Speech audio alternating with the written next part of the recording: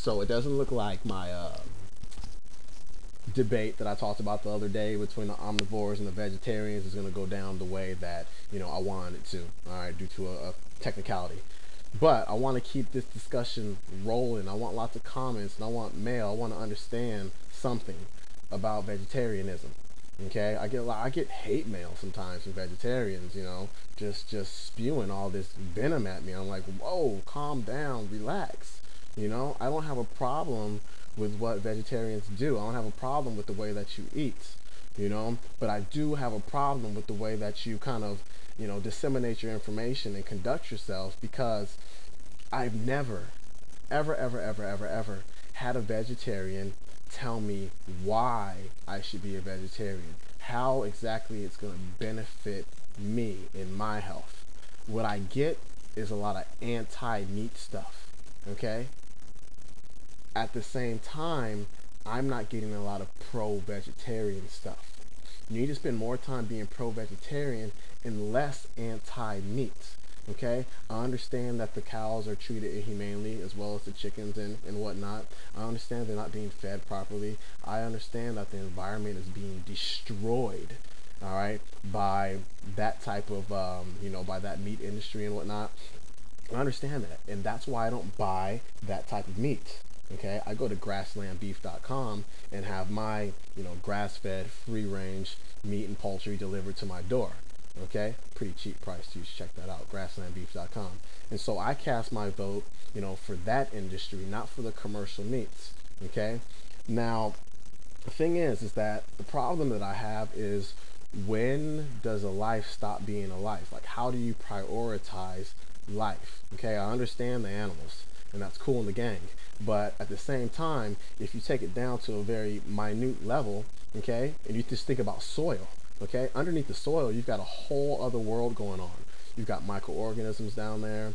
You've got earthworms. You've got parasites. You've got fungi. You got all kind of crazy stuff living underneath the soil. Okay, now to me, that's life. Those are living beings. Without those lives, we wouldn't be able to have the same lives that we have right now, because the beginning, of our food chain, or the wheel of life, is the soil and what's in the soil. Okay, now you have this life in there, and the commercial farmers spray it: pesticides, fungicides, herbicides, rodenticides, and they kill all that life that's in there in a really just nasty, like, chemical warfare type of way. That is not humane to me. But at the same time, I'll have vegetarians saying, I had an apple today. Was that an organic apple? No. Well, then that was sprayed with the same stuff that I just talked about right now, killing life underneath the soil. All right. So how does that work? How do we, like I said, how do we prioritize that? And then on top of that, if you've ever taken the time to read The Secret Life of Plants, then you'll know that plants are completely conscious beings. Just because they don't talk and have eyes and can't move and can't bark and can't bat their eyes at us doesn't mean that they're not sentient beings. They totally are. Read that book and you will know, just like something real simple. They did an experiment. They hooked up equipment like electrodes to a plant. They, to measure its reactions and whatnot. I don't know the word, but they cut leaves off the plant, and the plant just went nuts. It went spastic. Okay. Now after that, all they had to do to make that plant go crazy again was walk up to it with scissors. Okay. Now what does that tell you? It tells you that that plant feels. It knows what's going on. Read the book. You'll find out that plants know when you're happy. They know when you're sad. They know when you're about to cut them. Look at it. So how do we distinguish between that plant and the cow, or the chicken, or the turkey, or the microorganisms, or the fungi? Life to me is life. Okay. Now on top of that, one last thing. If I were to walk out into the wild, wouldn't be a very smart thing to do, and I came upon a lion, a tiger, a bear, they would tear me apart in a very inhumane, nasty, mean way that I don't even want to think about. Okay. Now, like I said, I do have a problem with the inhumane way that we treat animals. Okay.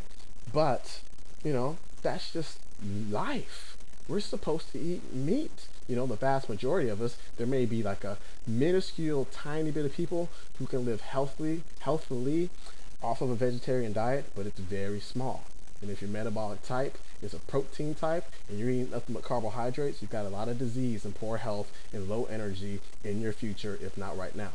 Okay? So, vegetarians who spew your venom at me, and even the cool vegetarians, I want to know, how do I get around the vitamin B12 deficiency? How do I get around the vitamin A deficiency, the vitamin D deficiency? How do I get around the phytate problem, the lectin problem? How do I get around the fact that flaxseed has a 20% conversion into omega-3 oils? How do I get around the fact that soy is a terrible food?